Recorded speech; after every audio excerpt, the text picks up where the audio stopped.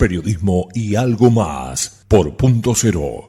Comunicación con Juan Garberi. Bueno, mi especialidad, yo soy químico y mi especialidad ha sido la biología molecular diagnóstica y la preparación de reactivos de laboratorios, que es en este momento a lo cual yo me para los estudios, que es en este momento a lo cual yo me dedico. ¿Y cómo ves la situación en general, ¿no? de la problemática del agua de consumo, por ejemplo, en las grandes ciudades y en los pequeños pueblos?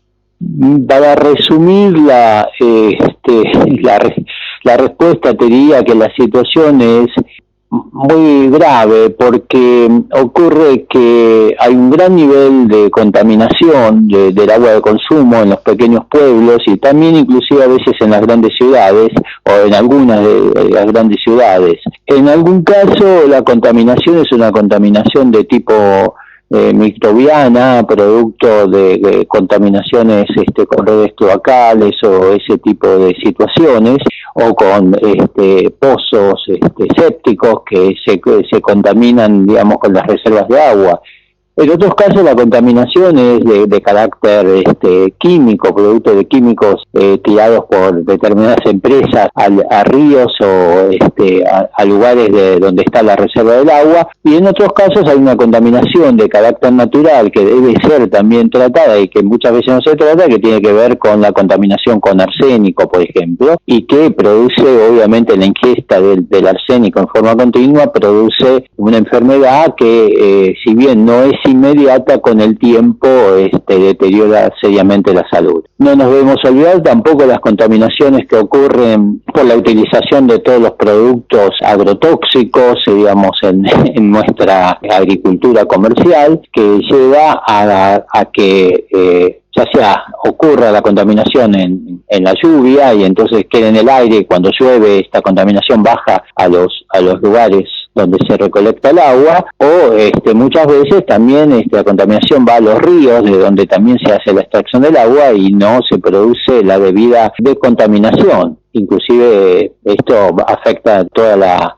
flora y la fauna de los distintos lugares. Vos nombrabas el arsénico y luego los agrotóxicos que se utilizan en la agroindustria. ¿Cuál es la combinación que se produce en las aguas subterráneas cuando se encuentra el arsénico con nitrogenados o organoclorados o con piretroides, los órganos fosforados? Es una combinación bastante grave desde el punto de vista sanitario, porque, digamos, si bien las afecciones, son diferentes, fundamentalmente con el arsénico se van produciendo situaciones donde se deteriora seriamente el hígado y los riñones, y los órganos fosforados, órganos clorados, producen situaciones de deterioro de cuestiones neurológicas, no solo cuestiones neurológicas, también, digamos, cuestiones respiratorias, y además, como en el caso del glifosato, generan mutaciones.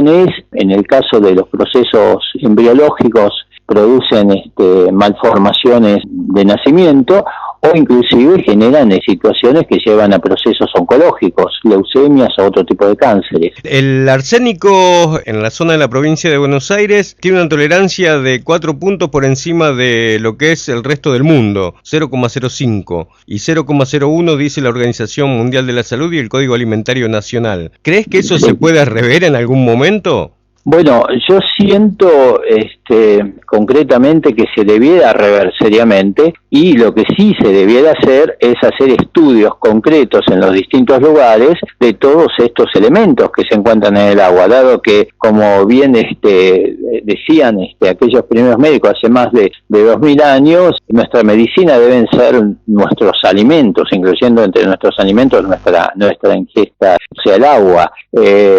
Si eso no es nuestra medicina, obviamente eso va generando enfermedades que se asocian a otras enfermedades, pero digamos, el punto básico es que todas estas cuestiones empiezan en la ingesta de elementos agresivos.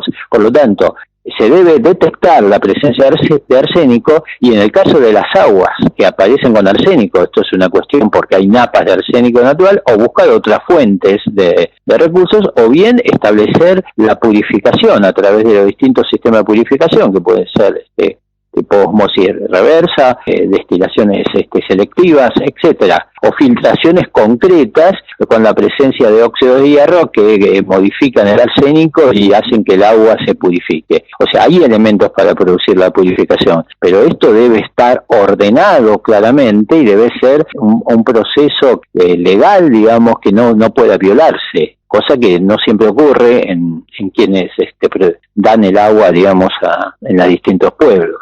En esta privatización que hay del agua a nivel mundial, las aguas de los pueblos también tienen una presencia importante de nitratos y nitritos, y lo podemos asociar a la cantidad de fertilizantes nitrogenados que se arrojan en los campos. Es algo más que evidente, digamos, que esa cantidad de fertilizantes nitrogenados van a parar a las distintas napas, y eso lleva, digamos, a la presencia de nitratos y nitritos, además de otro tipo de contaminaciones que tienen que ver con las contaminaciones de carácter biológico que ocurren. Lo que nosotros debemos tener muy en cuenta es que Argentina es un país que tiene la 4ª reserva mundial de agua potable, pero la primera en capacidad de recuperación a través de los glaciares. La 4ª reserva mundial de agua potable porque estamos también parados sobre una parte de lo que es el acuífero guaraní. No debemos olvidar que el acuífero guaraní tiene un volumen, digamos, de agua potable que puede alimentar o dar agua potable a toda la población de Latinoamérica por los próximos 200 años. Entonces, es insólito o es irrisible, digamos, que nosotros no podemos generar o no podemos tener agua libre de todos esos tóxicos, teniendo estas posibilidades que la naturaleza nos ha brindado. Planteabas que estabas trabajando sobre un laboratorio popular del agua. Contanos cómo es. Bueno, el tema es que para determinar la presencia de contaminantes en aguas de consumo, por lo menos los 3 o 4 grandes contaminantes en aguas de consumo que tienen que ver, digamos, con el arsénico, presencia de microorganismos, calcio, y digamos que eso genera dureza en el agua, las reacciones químicas, digamos, que hay que realizar o para poder detectar eso, son reacciones químicas muy simples que se pueden hacer en laboratorios armados en distintos lugares, como pueden ser laboratorios de escuelas o ese tipo de lugares, sin tener elementos muy complejos. Obviamente que para detectar la presencia de órganos fosforados, órganos clorados, piretroides, glifosato, requerimos un instrumental mucho más elaborado, ya sea HPLC con espectrometría de masa, que eso no se puede realizar en cualquier laboratorio, pero sí uno puede llegar a acceder a distintos laboratorios donde se puede llevar el material y pedir concretamente el análisis. Pero me parece que lo más importante es poder tener muy en claro la presencia de, como vos bien dijiste, nitratos, nitritos, arsénico, digamos que son elementos, o microorganismos que son elementos que producen la mayor cantidad de contaminación en las aguas. Obviamente también es necesario ver en aquellos lugares donde no existe el agua prácticamente, a pesar de que se encuentra, como es en el norte, en las zonas de Chaco y Formosa, donde prácticamente no existe, a pesar de que se encuentra rodeado de ríos. Y además que, como dije previamente, digamos, el acuífero guaraní está entre 800 y 300 metros por debajo de nuestros pies. Hacer una perforación, digamos, de hacer eso requeriría una de esas cigüeñas que se utilizan para la extracción del petróleo. No es algo que es imposible de pensar, por lo tanto no hay razón por la cual no consideremos seriamente la provisión de agua en todos esos lugares, a todas esas poblaciones que hoy concretamente se nos pide que nos lavemos,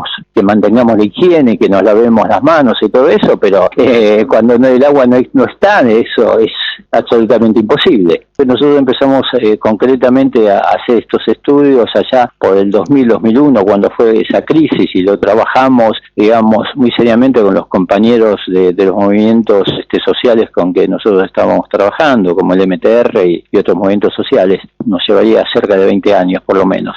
Concretamente fue muy claro lo que ocurrió en el 2003 en la reunión de Kioto del Grupo de los 7, donde ahí se han repartido las reservas de agua potable del planeta, quedando obviamente para los norteamericanos este lugar del planeta como dueño de las reservas de agua potable. Es algo que debemos considerar muy, muy seriamente, porque mucho de lo que nos viene pasando, mucho de lo que está pasando en estos momentos tiene que ver con la necesidad de colonizar este lugar para obtener estas reservas y otros bienes comunes.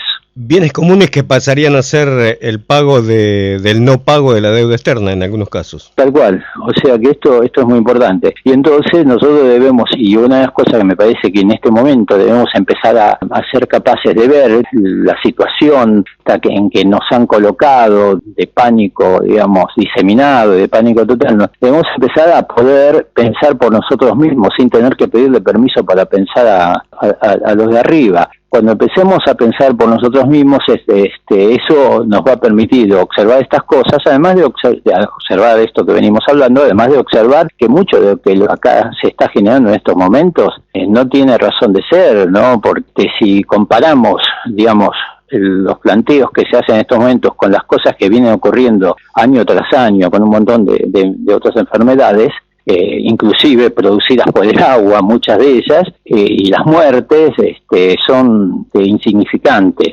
Entonces, pero para poder comprender es pensar por nosotros mismos y buscar los datos están para cualquiera, no se necesita tener ningún nivel de estudio, solo hay que buscarlos. Creo que este es un mensaje importante que me interesaba transmitir, no compartir. La segunda causa de muerte, pero no es 50 o 100 casos, sino miles de casos por año que ocurren, es, por ejemplo, el cáncer. Y el cáncer, muchos de los cánceres que nosotros estamos viendo están directamente asociados a la ingesta de alimentos y agua contaminada, que contienen estos agrotóxicos, estos agroquímicos tóxicos que se utilizan en forma irreverente, digamos, en lo que llaman agricultura. Entonces, estamos hablando de números muy importantes.